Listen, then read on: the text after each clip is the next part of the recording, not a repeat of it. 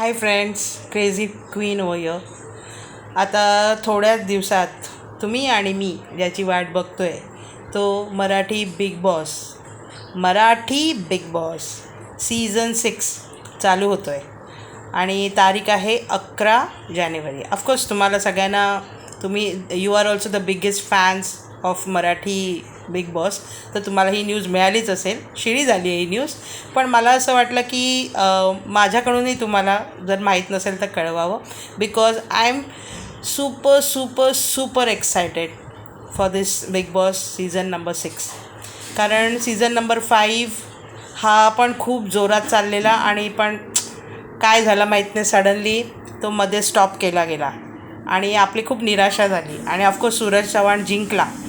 आता यावेळी बघूया, वेगळे वेगळे कंटेस्टंट्स येत आहेत, कॉमेडियन्स आहेत, यूट्यूबर्स आहेत, परत टी व्ही स्टार्स आहेत, सेलिब्रिटीज आहेत, म्हणजे मूवी स्टार्स आहेत.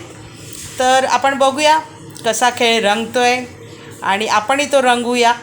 मी व्लॉग्स टाकत जाईन, तुम्ही त्याला कमेंट्स करा आणि जर तुमच्या काही प्रतिक्रिया असतील तर त्यावरही मी तुमच्या प्रतिक्रियेला मी उत्तर देईन आणि माझ्या जर काही क्वेरीज असतील तर त्याला तुम्ही उत्तर द्या आणि मला गाईड करा. खूप मजा करू आपण. सो बी ट्यून्ड इन आणि बघत राहा. ओके, बिग बॉस मराठी 6 आणि माझे व्हिडिओ आणि शॉर्ट्स देखील बघायला विसरू नका. You have to cooperate with me. Okay, आणि जर माझं चॅनल क्रेझी क्वीन सबस्क्राईब नसेल केलं तर लवकरात लवकर सबस्क्राईब करा, कारण आता 11 तारखेपासून मी रेग्युलर तुमच्याबरोबर बोलणार आहे आणि तुमच्याशी मी संवाद साधणार आहे. तर मला तुमच्या कॉपरेशनचीही गरज आहे आणि एक खेळ आपण देखील रंगूया की तुमचं मत काय आहे या कंटेस्टंट्सबद्दल, माझं काय मत आहे, ते मॅच होतं आहे की नाही. आणि याच्यामध्ये तुम्ही जे मला कमेंट्स करतात, काही काही जणं रागून, की तुमचं जर एखादं फेवरेट कंटेस्टंट असेल आणि त्यावर जे मी बोलले की अरे तो असा करतो तसा करतो, ऑफकोर्स मी बायस नसते, मी जे मला वाटतं त्या हिशोबाने मी बोलते, पण त्याच्यात तुम्ही चिडता की काय ताई, काय तुम्ही असं बोलताय, हे बोलताय, त्यात मला मजा वाटते. कारण तो तुमचा माझ्या बोलण्याला दिलेला रिस्पॉन्स असतो आणि मला त्याचा राग नाही येत. आणि जर काही काही जणांचा तो कंटेस्टंट फेवरेट असेल आणि मी जर त्याच्याबद्दल चांगलं बोलले तर लोक खुशी होतात आणि बोलतात की अरे हो ताई, असं आहे तसं आहे, खरंच तुम्ही खरं बोलता, किंवा म्हणजे या सगळ्याचा ना एक प्रकारे मला खूप मजा येत असते, की कारण तो तुमच्या आणि माझ्यामधला एक संवाद असतो आणि हा संवाद दिवसेंदिवस वाढावा अशीच माझी इच्छा असते. त्यामुळे कोणाच्याही मनात काही तुम्ही ठेवू नका. हाही खेळ आहे आणि आपलाही खेळच चालतो की आपण एक दुसऱ्याशी बोलतो. शेवटी काय, सगळं क्षणभंगूर आहे आयुष्यामध्ये. बस आपलं आयुष्य जगायचं, मजा करायची आणि पुढे पुढे जात राहायचं. हेच आयुष्याचं खरं सार आहे. काय आणलं आहे आणि काय नेणार आहे, आणि कशाला वादविवाद.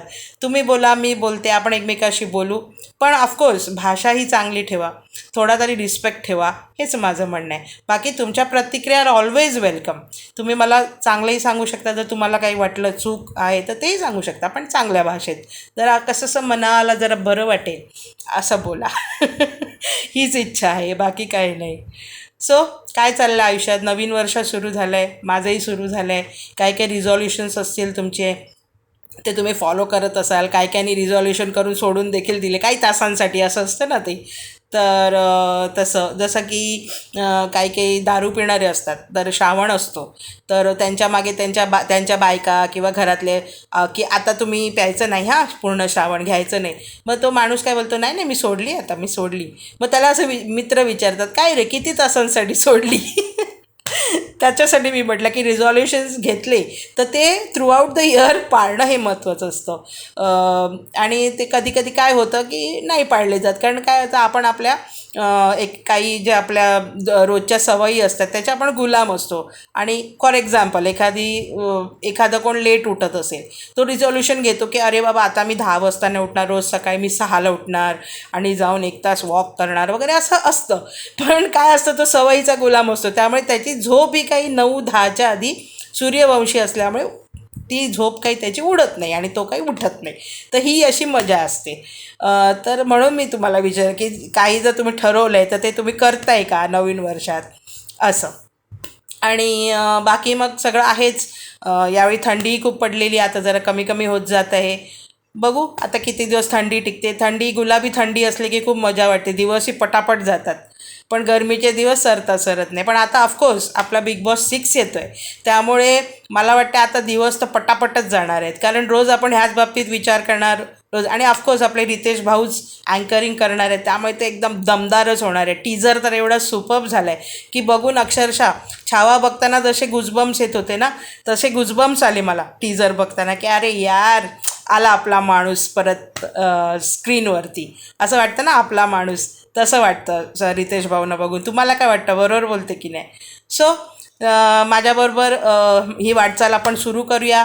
11 तारखेपासून तुम्ही माझ्याबरोबर राहा, मी तुमच्याबरोबर राहीन आणि आपण भरपूर गप्पा मारू, ह्याच्या बाबतीत बोलत राहू की बाबा कसा आहे गेम, काय चाललं आहे, कुठे चुकतं आहे का खूप मस्त चाललं आहे. आणि हेच वाटतं की गेल्या वर्षीची जी TRP होती ती वेळेच्या सीझननी क्रॉस करून टाकावी, म्हणजे हायेस्ट TRP हिंदीपेक्षाही जास्त घ्यावी, हीच मनोमन इच्छा आहे. कारण आफ्टरऑल यार मराठी जर मराठी आहे की नाही, दम आपल्यामध्ये हा दाखवून देऊ. काय वाटतं तुम्हाला, बरोबर बोलते ना? ठीक आहे, तर बघा तुम्ही आणि सांगा मला. Bye, good night.